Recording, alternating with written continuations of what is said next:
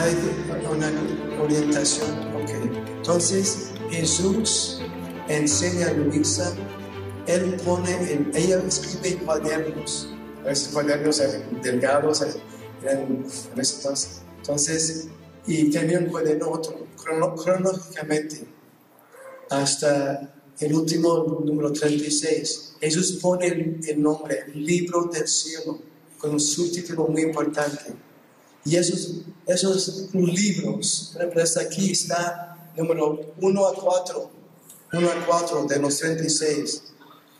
Eso es lo que vamos a conocer, entender lo que Jesús dice a ella para nosotros. Cada persona, cada santo dice, no, mi santo es más grande que tu santo, mi santo, no, mi devoción es más importante, no, ese rosario, no, la divina, no. Pero sí, Jesús dice, es la santidad de las santidades, el prodigio de los prodigios, es ser transformado en otro Jesús, verdaderamente. Bueno, dejamos, si no hay preguntas, seguimos con Salvador. Bueno, vamos a comenzar igual que Dios comenzó por el principio. La idea de la finalidad que Dios tenía para la creación y para nosotros está desde toda la eternidad. Sin embargo, empezó por el principio y no reveló todo, sino lo fue poco a poco, como nos comentaba el Padre. Por lo tanto, tenemos que seguir el mismo método de Jesús.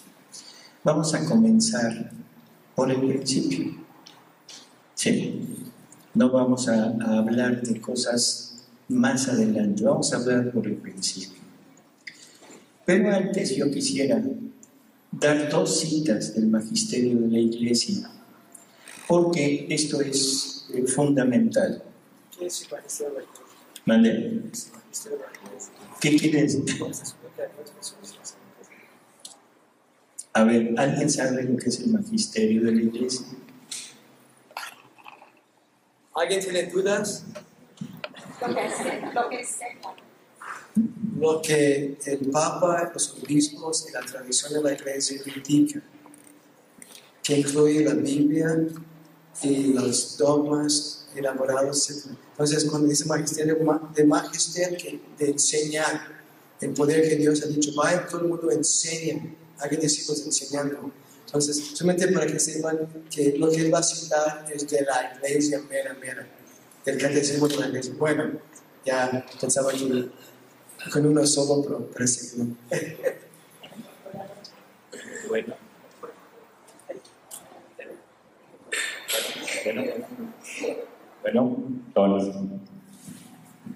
en el número 1787, por si lo quieren consultar, dice,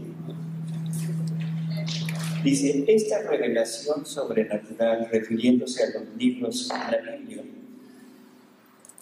según la fe de la Iglesia Universal, declarada por el Santo Concilio de Trento, se contiene en los libros escritos y en las tradiciones no escritas, que recibidas por los apóstoles de boca de Cristo mismo, o por los mismos apóstoles bajo la inspiración del Espíritu Santo, transmitidas de mano en mano, han llegado a nosotros. Y esto deben ser recibidos como sagrados, porque escritos por inspiración del Espíritu Santo, tienen a Dios por autor. Entonces, primera enseñanza de la Iglesia: todos los libros de la Biblia deben ser considerados como escritos por Dios y deben ser recibidos como escritos por Dios. En el 1789, o sea, el que sigue, dice que cuando Dios revela, estamos obligados a prestarle por la fe plena obediencia de entendimiento y de voluntad. Creo que esto es bastante claro. Por fe, yo debo sujetar mi entendimiento, no importa lo que yo crea, no importa lo que yo piense. La Iglesia ha interpretado y ha dicho y ha mandado que esto se debe de considerar como un escrito de Dios y por lo tanto lo debo creer. Y de voluntad, o sea, seguirlo, no importa ¿cómo diríamos? Lo bueno o malo que yo interprete.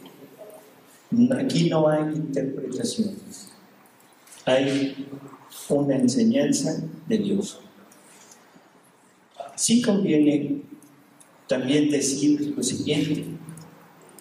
En la Biblia, sobre todo, bueno, en todos los libros, pero sobre todo en Génesis, en el Génesis hay grandes alegorías que encierran grandes verdades.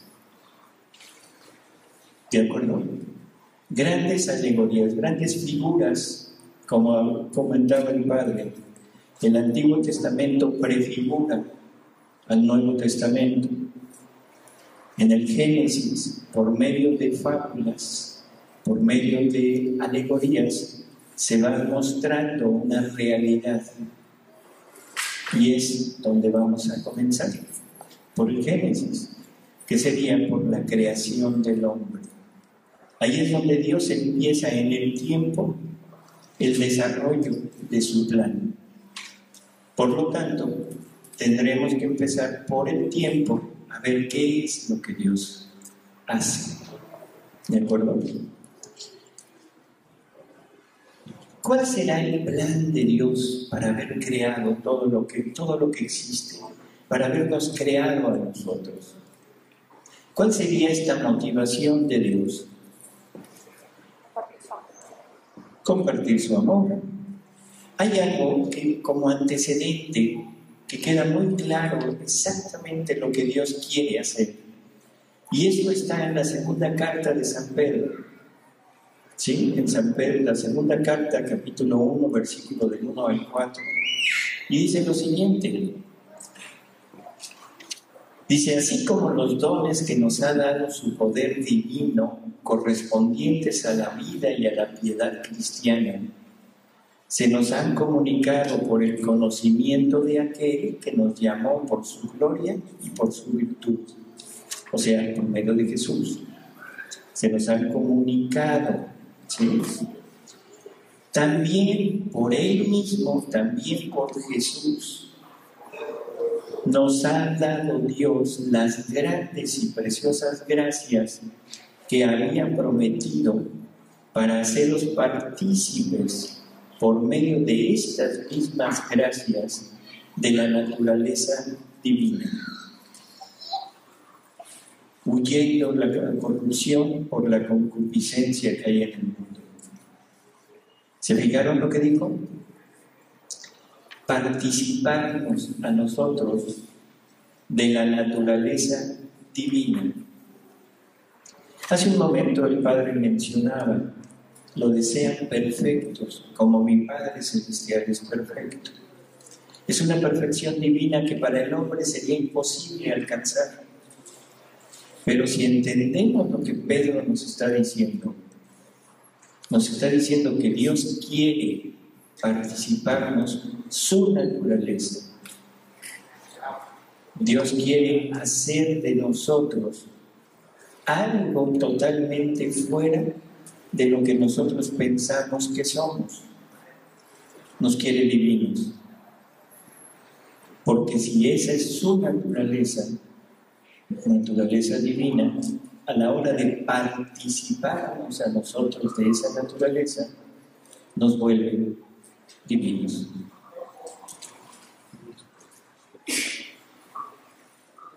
Las frases que el Padre ya mencionó, o sea, que nos vienen a confirmar algo de esto. O sea, en la última cena, Jesús, orando al Padre por sus apóstoles y por todos nosotros, porque dice, y por todos aquellos que van a creer en mí por medio de su palabra. O sea, aquí nosotros ahora, como dijo el padre Stockton, ¿sí? Jesús ya oró por nosotros y le dijo al Padre: Padre, yo en ellos, tú en mí, para que ellos sean uno con nosotros, como nosotros somos uno. Ahí está ya poniendo la finalidad. Después de eso dijo lo que también ya mencionó el Padre: todavía tengo mucho que decirles, pero ahorita no es el momento, ahorita no pueden con esto. Bendito Dios que ahora ya nos lo está empezando a revelar. Nos ha tocado esta enorme fortuna de entender qué es esto que Jesús en aquel tiempo no dijo. Ahora ya tenemos en nosotros la posibilidad de hacer la voluntad de Dios como se hace en el cielo. No como alguien que obedece, no como alguien que está a las órdenes de, sino como se hace en el cielo, que eso es poco a poco lo vamos a ir descubriendo. Sean santos como mi Padre Celestial es santo. ¿Quién será el más santo aquí? Probablemente el Padre. Entonces, ¿ya será como el Padre Celestial? ¿Ya será como el Padre Celestial la santidad de nosotros? Nos falta muchísimo y algo inalcanzable para nosotros. Sin embargo, vamos a ir viendo en el catecismo de la Iglesia Católica. ¿Quién ha leído el catecismo? Bueno, no tengan miedo, sabemos que todos lo han leído, pero nada más unos cuantos dijeron que sí. ¿Sí?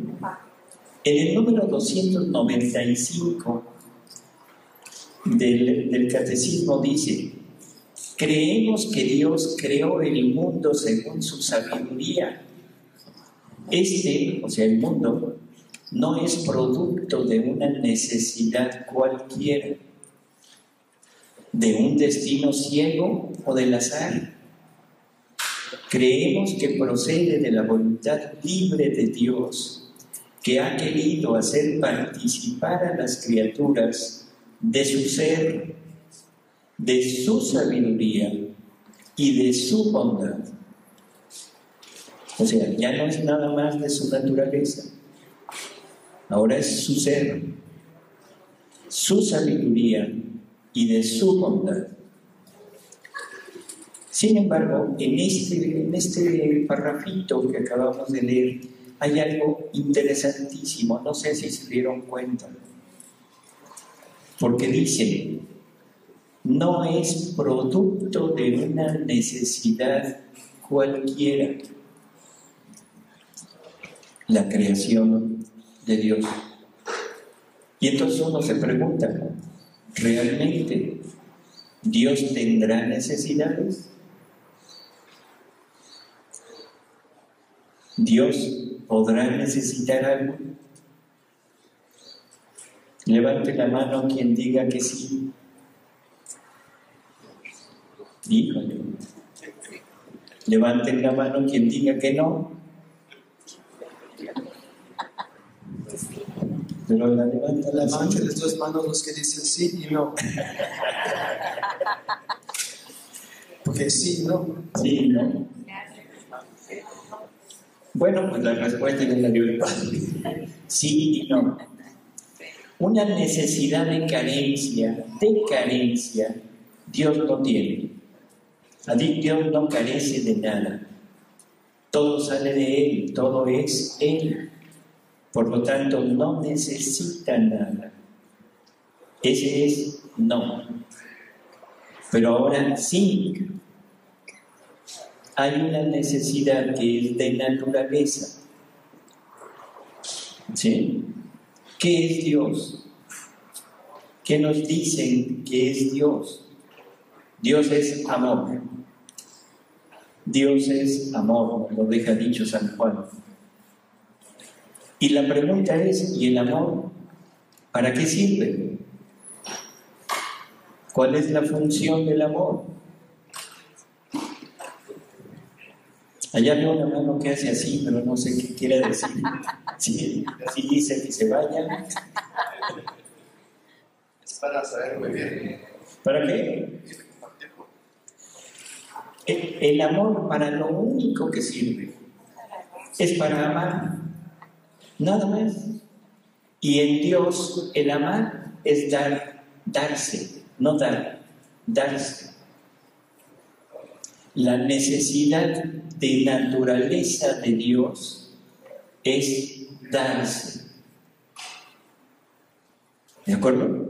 Darse. Y esa necesidad es la que lo lleva a querer compartir su ser, su naturaleza, su sabiduría, su bondad y todo lo demás que Dios es. Sigue este artículo del Catecismo y dice: porque tú has creado todas las cosas por tu voluntad, lo que no existía fue creado. Por tu voluntad, lo que no existía fue creado. Vamos a dejarlo así nada más. En el 460 del mismo Catecismo nos dice: el Verbo, segunda persona de la Trinidad, se encarnó para hacernos partícipes de la naturaleza divina. ¿Quién es el Verbo? ¿Quién es Jesús? Jesús es el Verbo encarnado. ¿De acuerdo? Él se encarna para participarnos de la naturaleza divina. Y nosotros que hemos entendido que para qué se encarnó el Verbo, para salvarnos. Ahora, ¿cuál de las dos? ¿Es para salvarnos o es para participarnos de la naturaleza divina? Las dos. Exactamente las dos, pero la principal, la primera, la idea de Dios es que el Verbo se encarne para participarnos por medio de Él, de su naturaleza. Y esto vamos poco a poco desarrollando, nada más vamos a dejarlo en la mente. Dicen, porque tal es la razón por la que el Verbo se hizo hombre y el Hijo de Dios, Hijo del hombre, para que el hombre, al entrar en comunión con el Verbo y al recibir así la filiación divina, se convirtiera en Hijo de Dios. Y esto lo dijo San Irineo. ¿Saben quién es San Irineo? ¿Quién es San Irineo? Un padre de la Iglesia. Y continúa todavía y dice, porque el Hijo de Dios se hizo hombre para hacernos Dios. San Atanasio.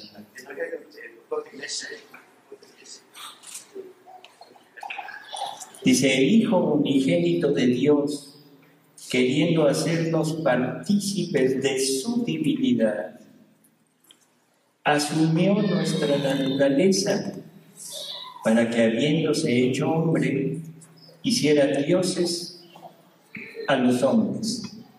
Santo Tomás de Aquino. Como hemos más o menos visto ahorita, creo que está muy claro lo que Dios quiere hacer con nosotros. Participarnos de Él, darse a nosotros para poder cumplir su necesidad. No es una necesidad cualquiera, es una necesidad de existencia, de naturaleza, de vida para Dios. Nosotros decimos que un órgano que no se usa, ¿qué le pasa? Se atrofia. Y un amor que no ama, ¿qué le pasará? Languidece. Esa es la necesidad de Dios,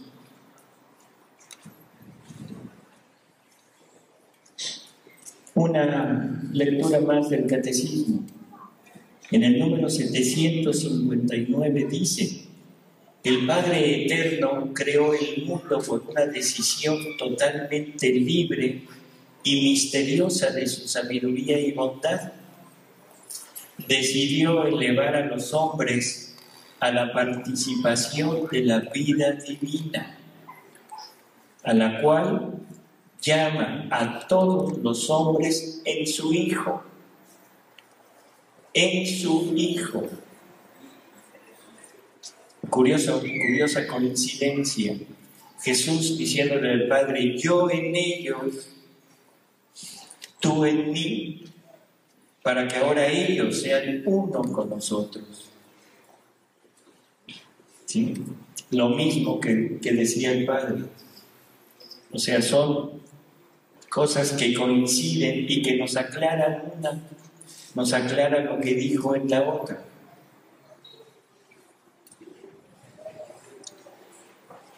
Si tomamos esto en cuenta, entonces, la idea de Dios, la original, era tener a una criatura con la cual compartir su naturaleza, su vida, su ser. ¿Sí? Quería, como dijo Santo Tomás, hacer dioses a los hombres. Sin embargo, estas ideas no han logrado permear en nosotros, o sea, difundirse en nosotros, ser aceptadas por nosotros. Todavía eso lo vemos como algo con cierta duda, con cierto temor de decirlo. Pero hemos oído ahorita a través del Evangelio y a través del Catecismo que esto es realmente lo que se nos depara, lo que Dios quería de nosotros.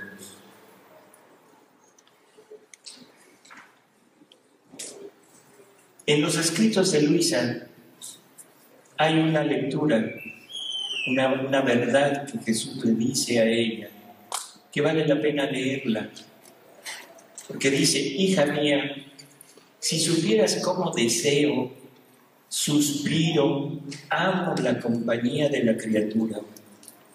Es tanto que si al crear al hombre dije: no es bueno que el hombre esté solo, hagamos otra criatura que lo asemeje y le haga compañía, a fin de que uno forme la delicia del otro. ¿Sí se acuerdan de esas palabras? ¿Las han leído? Sí. No es bueno que el hombre esté solo.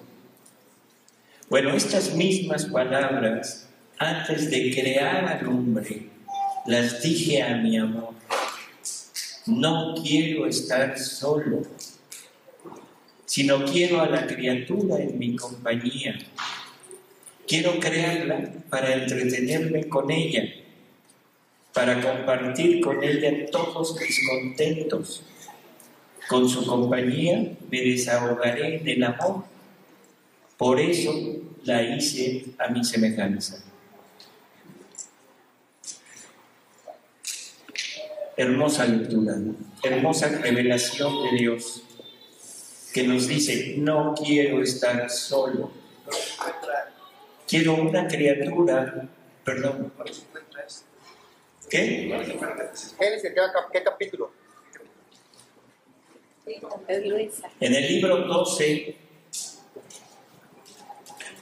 la fecha de enero 24 de 1920, de los escritos de Luisa.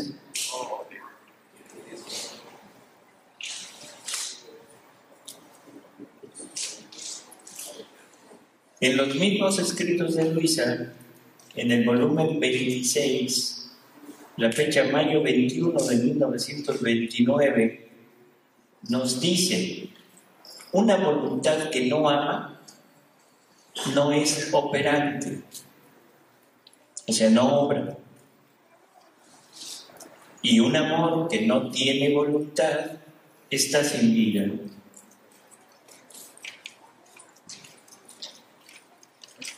Tenemos que ir entendiendo exactamente qué es voluntad, qué es vida. Vamos a tratar de ver un poquito ¿Qué pasaba en la Trinidad antes de la creación? Dios está completo, satisfecho en Él mismo. El Padre, el Hijo y el Espíritu Santo. El Padre ama al Hijo, el Hijo ama al Padre. Y el Espíritu Santo es el amor de los dos, que es lo que los une. Es el que participa de las dos partes del amor, que es dar y recibir. Dar y corresponder. Ese es el Espíritu Santo, es ese anillo de unión entre el Padre y el Hijo. Pero eso es en Él, dentro de la Trinidad. Pero le dice Jesús a Luisa que un bien no es completo si no se tiene por dentro y por fuera. Y fuera de Dios no había nada. Ahora Dios quiere que su bien, su amor, todo lo que Él es, se complete teniéndose también por fuera, afuera de Él. Entonces, no hay nada. Vamos a imaginarnos, en forma de alegoría, que está la Santísima Trinidad sentada en la mesa. Es una alegoría. Y están viendo cómo le hacen para poder tener a alguien a quien amar afuera. Y entonces el Hijo, la segunda persona de la Trinidad, le dice: Padre, es muy sencillo. Yo me salgo de la Trinidad. Me quedo dentro, pero me salgo al mismo tiempo, para que tú me puedas amar. Y entonces el Padre le dice: oye, ¿y qué tal si mejor creamos a una criatura fuera de nosotros? Tú no te necesitas salir. Y entonces empiezan a pensar y decir: bueno, si creamos a alguien afuera de nosotros, ya no va a ser igual que nosotros, no vamos a poder amarlo en plenitud. Nos vamos a quedar con algo que no puede recibir. ¿Por qué? Porque es alguien creado y Dios es increado. El ser creado es finito y Dios es infinito. Por lo tanto, el ser creado no puede recibir al ser increado. Entonces el Hijo dice: no, papá, eso no es posible. Por esto. Y entonces el Espíritu Santo, bueno, aquí estamos metiendo la Trinidad. El Espíritu Santo le dice: oye, ¿qué tal si creas un Dios? Pues no, es exactamente lo mismo. Porque ese Dios ya no sería igual que Dios, porque sería un Dios creado. Por lo tanto, lo mismo que con la criatura, no podría recibirlo totalmente. Y entonces el Hijo le dice: no, papá, no te quiebres la cabeza, yo me salgo, tú hazme un lugar donde estar, dame algo para poder estar fuera de ti. Y entonces el Padre le dice: bueno, de acuerdo, mira, te voy a crear una casita, ¿sí? Chiquita, y aquí está el universo. Le creó su casita. Y algo que es, por favor, esto hay que poner mucha atención. Le creó una, no quiero decir humanidad, porque entonces vamos a meter la idea de nosotros. Le creó un instrumento adaptado, hecho perfectamente para que la divinidad pudiera desarrollar todas sus acciones en el afuera. Y oh sorpresa, le creó ahora sí una humanidad. Y esto lo quise decir de esta manera para ir entendiendo qué es el hombre. ¿Qué es el hombre? El hombre es el instrumento perfecto para que la divinidad desarrolle todas sus acciones fuera de la Trinidad, en el adextra de Dios. Y esa es la humanidad de Jesús. Y ahí no tendría problema, porque siendo Jesús, compartiendo la naturaleza divina, siendo el Verbo eterno, Él sí puede recibir todo el amor de Dios, o sea, todo Dios en Él. Y le puede pagar a Dios en la misma medida en la que Dios lo ama, dándole todo el ser divino a Dios, devolviéndole a Dios todo lo que Dios le ha puesto. ¿Se entiende esto que hemos dicho? ¿No hay ninguna pregunta? ¿Algún comentario? Yo estoy entendiendo de que, digamos que hay un rey y quiere casarse y decide crear una princesa donde él puede amar y recibir amor total. Pero qué cosa, esa princesa no lo quiere, lo rechaza, y rechazando al rey se transforma en una rana, porque todo lo bello lo rechaza del rey, de su esposo, y se queda en un desierto, se sale del paraíso, de su charquito hermoso, y en el desierto se comienza a secarse, a morir. El rey sigue casado con la rana, pero no quiere una rana, quiere una princesa. Pero antes de darle el beso, tiene que sacarla del desierto porque se va a sacar un pedazo de cuero. Y ahora ofrece besar la rana para que se vuelva a transformarse en lo original, la princesa. ¿Cómo ve esta idea? Sí, bien. Nada más que, o sea, es exacto. Nada más que ahí ya somos nosotros. Perdón, porque ya les dijo rana, fue el padre. El padre fue el que les dijo a ustedes, que no he dicho rana. O sea, ¿Necesita la rana hacer algo? ¿Qué necesita hacer la rana? ahorita vamos a las ranas. La rana es buena, la rana es buena. Ya la rana tiene 2000 años. La rana quita las moscas de la casa y cuida la casa de que no haya cucarachas. Pero el rey no quiere la rana, quiere su princesa. Bueno, o sea, vamos a regresar con Jesús. Él no es rana. O sea, Jesús, la humanidad de Jesús es la primera humanidad creada en la mente de Dios.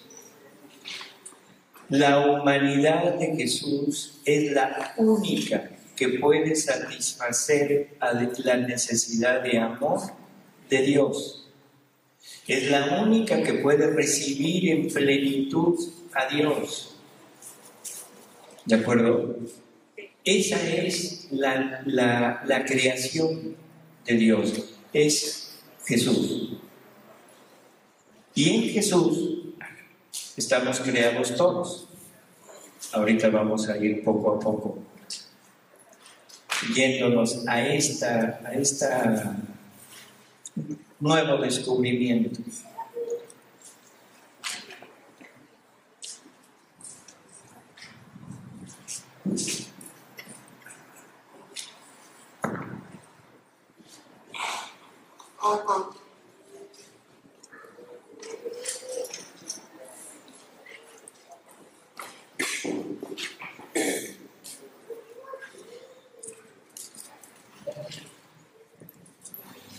¿Será cierto esto que estamos diciendo? Que Jesús es la primera humanidad creada. Vamos al Evangelio, digo, a las cartas, vamos a San Pablo, vamos a leer a San Pablo, a ver qué nos dice él. Y San Pablo, en la carta a los Colosenses, en el capítulo 1, del 15 al 20, dice lo siguiente, que es la imagen de Dios invisible, se está refiriendo a Jesús, primogénito de toda la creación. ¿Qué quiere decir primogénito? El primero, el primogénito de toda la creación. Porque en Él fueron creadas todas las cosas del cielo y de la tierra,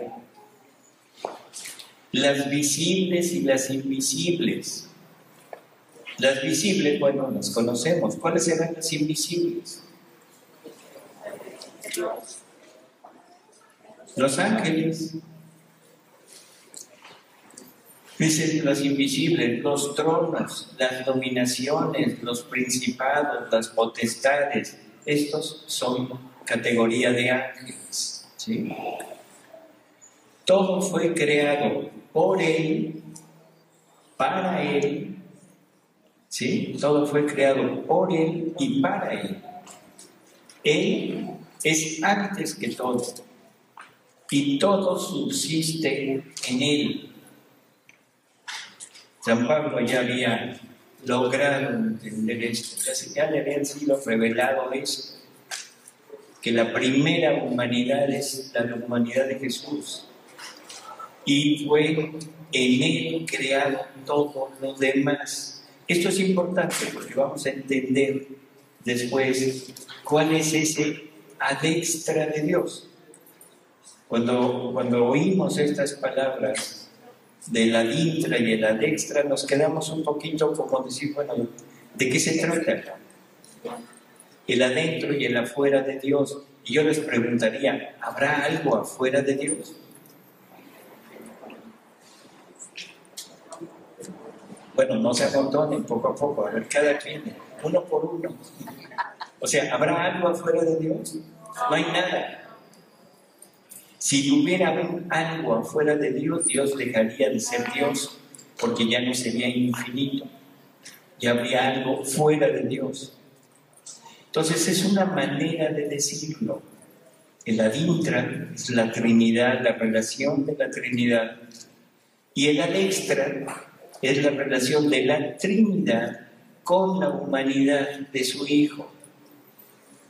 O sea, el adextra de Dios es Jesús. Porque en Él fue creado todo, lo acabamos de oír. Las cosas visibles, las invisibles, todo fue creado en Él. Así que ese adextra de Dios es Jesús. Y ahí estamos nosotros, inmersos en Él. Él es antes que todo y todo subsiste en Él. Él es la cabeza del cuerpo de la iglesia. Él es el principio, el primogénito de los muertos, para que tenga la primacía sobre todas las cosas. Y le pareció bien al Padre que en Él habitase toda la plenitud, y por Él reconciliar consigo todas las cosas en Él. Creo que con esto podríamos entender aquellas palabras que se oyeron después de que sale Jesús del río cuando lo bautiza San Juan Bautista. He ahí a mi Hijo muy amado, en quien tengo todas mis complacencias. Todas. No dijo mis complacencias, dijo todas. Así que para poder estar, para poder ser lo suficientemente apto para complacer a Dios, debemos estar en Jesús. Si no estamos en Jesús, cuando Dios dice todas mis complacencias, ya no tiene una más para ponerla fuera. es todas en Jesús. En los Hechos de los Apóstoles, en el capítulo 17, versículo 28, dice: porque dentro de Él vivimos, nos movemos y existimos dentro de Jesús. Y ahora sabemos que Jesús es la cabeza del cuerpo místico de la Iglesia, del cuerpo místico de Él, y nosotros somos sus miembros. O sea, somos parte del cuerpo de Jesús.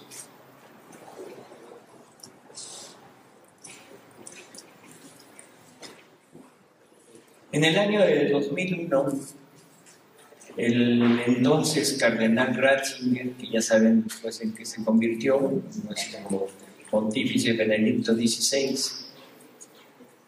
decía algo muy curioso. Decía que el proyecto del hombre no es un proyecto completo y que tendríamos que aprender cómo llegar a ser realidad ese proyecto de llegar a ser hombres. Curiosísima palabras, no sé si les parezca. El proyecto de ser hombres no está completo. Entonces él se pregunta y dice: bueno, ¿quién, cómo nos enseñarán? Y él mismo se responde y dice: es Jesús. En Jesús está el proyecto completo de Dios para llegar a ser hombres. ¿Qué nos dice con esto? Que de alguna manera Jesús es el modelo, que en Él debemos tomar toda la idea de qué es el hombre para podernos comparar con Él y saber si somos o no somos hombres. Esa es como la parte fina de esto. Jesús es el hombre y lo vamos a ir viendo poco a poco. Pero ahorita vamos a quedarnos con esta idea.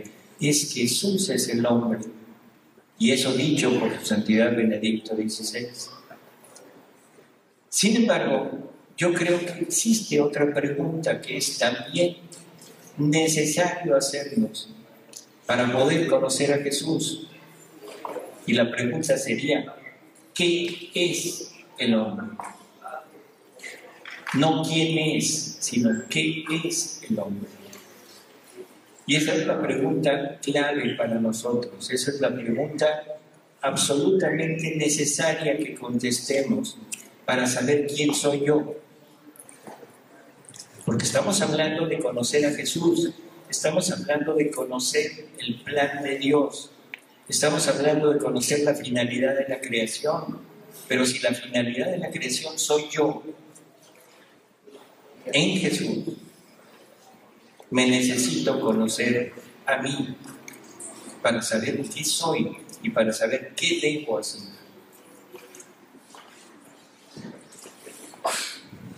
En el 521 del mismo catecismo dice: todo lo que Cristo vivió hace que podamos vivirlo en Él. Y uno la primera vez que oye esto se dice: espérate, ¿qué dijo? Que todo lo que Cristo vivió hace que lo podamos vivir en Él.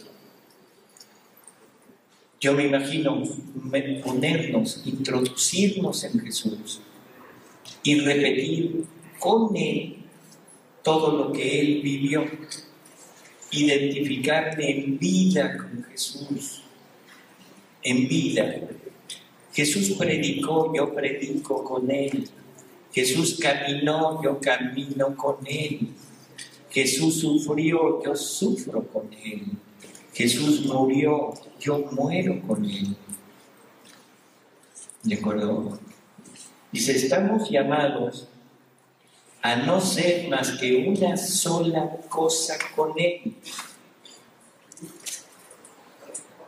Nos hace comulgar en cuanto miembros de su cuerpo en lo que Él vivió en su carne por nosotros y como modelo nuestro, para afianzarnos un poquito más en esta idea.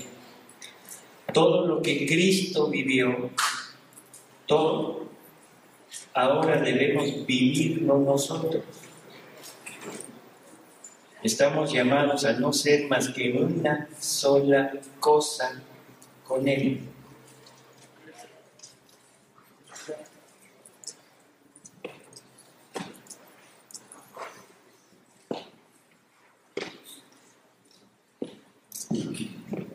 Todo esto es muy filosófico.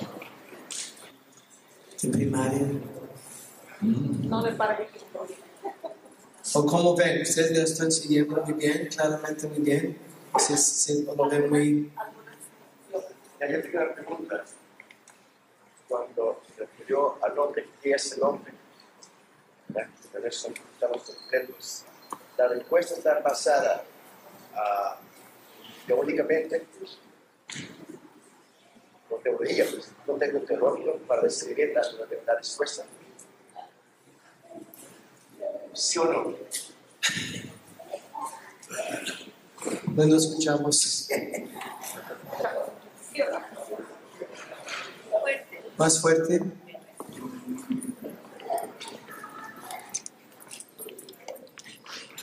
Ya. Cada uno puede tener una idea de una silla. Uno tiene como naranja de cuero o naranja de plástico y yo cómodo, quizás algo de piedra. Pero la idea es una cosa, todos estamos de acuerdo, una cosa que tiene esto y esto, por ejemplo, una espalda y que se utiliza para sentarse. No es tanto qué color, qué tamaño, de qué está hecho, sino silla, asiento, y a la esencia. Hombre, no güero, negrito, alto, bajo, ojos azules, mexicano. Hombre, no tendrá. Por lo general pensamos en 2 manos y 2 pies, pero alguien sin ruedas también es hombre. Pero la esencia, y como esencia perfecto, ideal, sería Jesús. No sé si esto... Sí, yo pienso que ahorita es un poco cansado, totalmente de acuerdo. Pero yo no quería dejar pasar el momento de insertar todo esto que vamos a ver dentro de nuestra iglesia. Hablando de catecismo, de magisterio, de evangelio, de las cartas, ¿sí? De los santos, de los santos de la iglesia, San Ireneo, San Sebastián.